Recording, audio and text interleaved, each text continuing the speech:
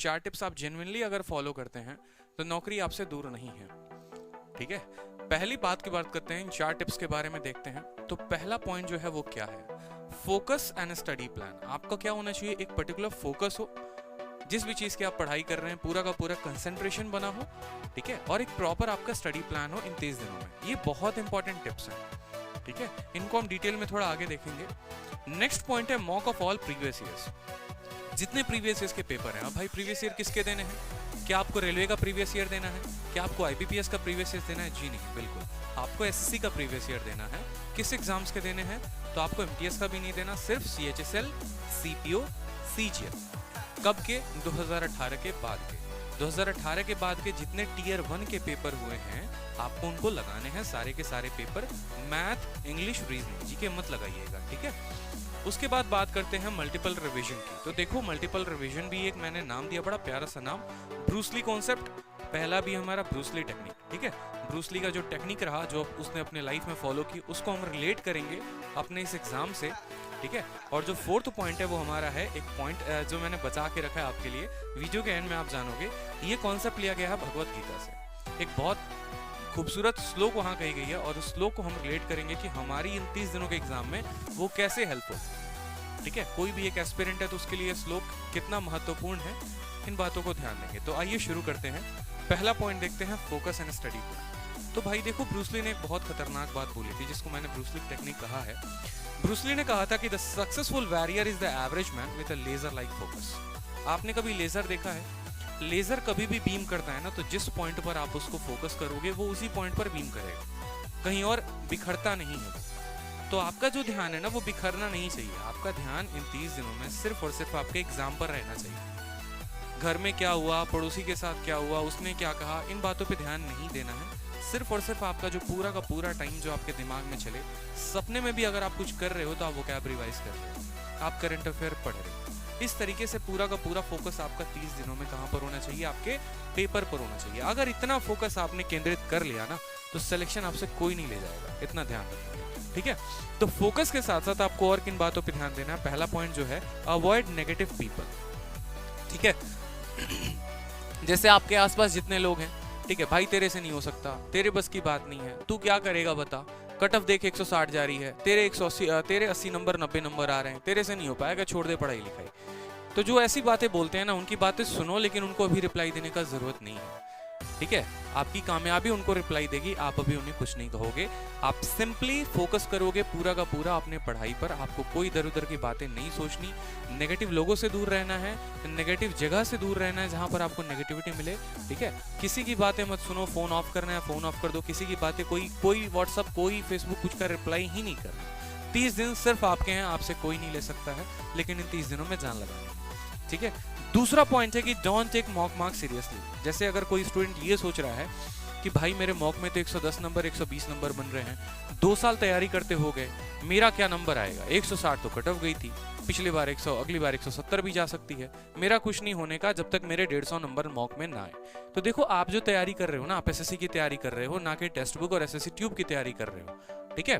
तो जब आप पेपर देने जाओगे ना तो आपको खुद पता चलेगा कि जो आपके मॉक के स्कोर थे उनका कोई रिलेशन नहीं है पेपर के साथ। क्योंकि मेरा एक दोस्त है, ठीक है, जिसके सीजीएल में इस बार अच्छे नंबर है, पेपर के 4 दिन पहले वो मॉक दिया था, उसने मैथ्स का मॉक दिया था, और उसके स्कोर 140 145 रह रहे थे। डर के मारे घर में उसने किसी से बताया नहीं कि मेरे इतने नंबर आ रहे हैं। और मेंस में जब उसने पेपर दिया तो उसके नंबर जो थे 190 नंबर। रीजन क्या होता है? जो आप मॉक देते हैं ना वो 100% एग्जाम ओरिएंटेड नहीं होते, अपडेटेड नहीं होते हैं। तो इसमें क्या होती है कि आप उन्हीं मार्क्स को सीरियसली लेके बैठ रहे होते हैं, बट आप उस वजह से अपनी पढ़ाई छोड़ देते हैं, दूसरा आपसे आगे निकल जाता है।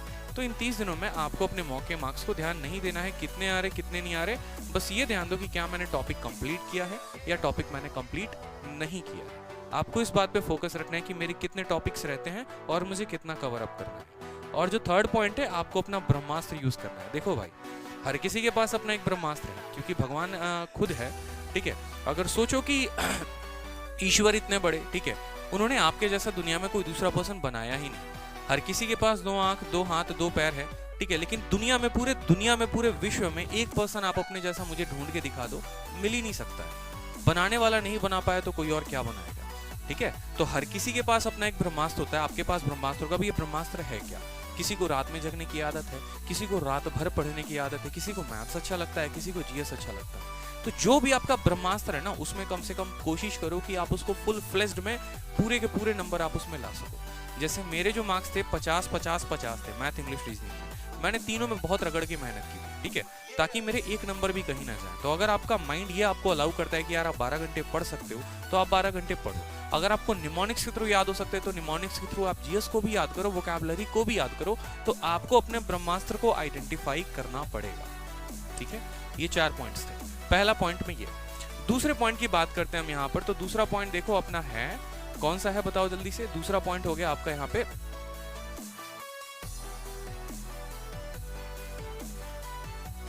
Mock of all previous years. तो जैसे मैंने आपको कहा कि सभी प्रीवियस ईयर्स के मॉक लगाने हैं, क्वेश्चंस को, इंपॉर्टेंस को ध्यान रखना है। स्पेशली मैथ में मैं आपको बोलूंगा कि देखो मैथ में जो है ना, ठीक है, मैथ में आपके सारे के सारे वो क्वेश्चंस आ रहे हैं अब रिपीटेड, जो थोड़े से टीसीएस पैटर्न पे हैं, पहले के क्वेश्चंस नहीं आते होगा। तीसरा पॉइंट है हमारा मल्टीपल रिवीजन। तो मल्टीपल रिवीजन के बारे में देखो ब्रूस ली ने बहुत इंपॉर्टेंट बात बोली थी, जिसको मैंने कहा ब्रूस ली टेक्निक, ठीक है।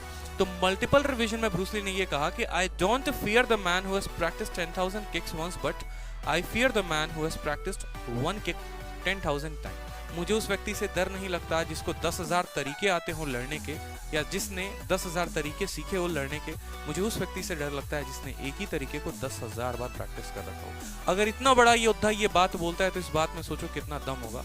आपको भी वही काम करना है। 10 किताबों के पीछे नहीं भागना, 10 मॉक के पीछे नहीं भागना। जो भी आप पढ़ाई करोगे इन 30 दिनों में, लिमिटेड पढ़ाई करना और उनको बार बार आप प्रैक्टिस करते रहना। जितना ज्यादा हो सकता है आप उनको प्रैक्टिस करो। फॉर्मूला हो गए उनको प्रैक्टिस करो, ठीक है। जैसे आप जीएस में याद करते हो, ठीक है, आप जीएस में जैसे वाइल्ड लाइफ सेंचुरीज याद करते हो, वोकैबुलरी याद कर रहे हो, तो इन सभी चीजों को बार बार आप प्रैक्टिस किया करो। ये प्रैक्टिस आपको बहुत हेल्प करेगी, ठीक है। यहाँ पर अब बात करते हैं नेक्स्ट 4 पॉइंट जो आपको ध्यान रखना था मल्टीपल रिवीजन में। तो मल्टीपल रिवीजन आप किस किस का करेंगे? तो मल्टीपल रिवीजन मैथ्स में जैसे सभी बेस्ट क्वेश्चंस जो मैथ्स के पूछे गए हैं 3 सालों में, ठीक है, जितने बेस्ट क्वेश्चन थे उनको आपको बार बार मल्टीपली रिवाइज करना। दूसरा पॉइंट है इंग्लिश में सारे वोकैब को रिवाइज करेंगे। अब ये वोकैब आप कहाँ से रिवाइज करेंगे? आपने जहां से भी वोकैबुलरी पढ़ा होगा ना, जिस भी किताब से पढ़ा होगा, बस उस पर भरोसा रखो आप, और वहीं से आप बार बार सारे वोकैब को रिवाइज करो। जरूरी नहीं है कि एक ही किताब से क्वेश्चन आते हैं। आपने जहां से पढ़ा है, जिस भी टीचर से पढ़ा है, आपको बार बार उसको रिवाइज करना है, ठीक है। और तीसरा पॉइंट भैया जीके में जो मोस्ट इंपॉर्टेंट, मैं आपको एक अपनी टेक्निक बताऊंगा, ठीक है।